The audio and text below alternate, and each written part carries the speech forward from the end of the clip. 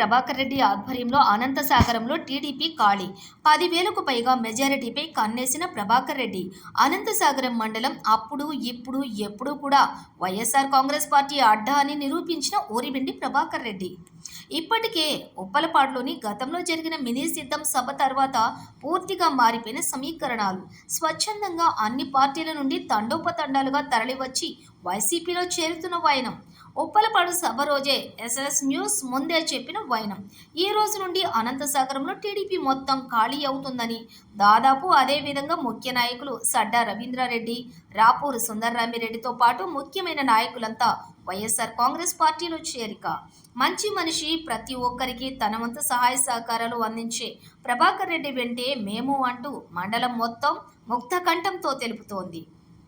ఆత్మకూరు నియోజకవర్గంలో వైఎస్ఆర్ కాంగ్రెస్ పార్టీలోకి కొనసాగుతున్న వలసలు.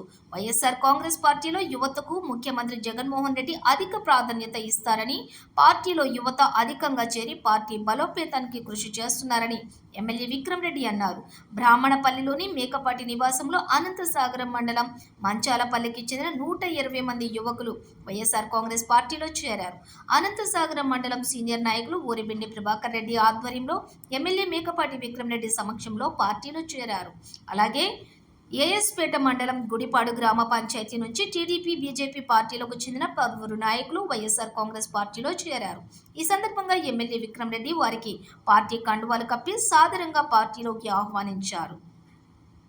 ఈ సందర్భంగా విక్రమ్ రెడ్డి మాట్లాడుతూ, కొందరిలాగా ప్రలోభాలు పెట్టి చేర్చుకోవడం లేదని, వారే ఇష్టపడి గతంలో ఉన్న పార్టీల విధానాలు నచ్చక వైఎస్ఆర్ కాంగ్రెస్ పార్టీలో చేరుతున్నారని విక్రమ్ రెడ్డి అన్నారు. ఏదేమైనా ఆత్మకూరు నియోజకవర్గంలో వైఎస్ఆర్ కాంగ్రెస్ పార్టీలోకి వలసల జోరు కొనసాగుతూనే ఉందని చెప్పుకోవచ్చు.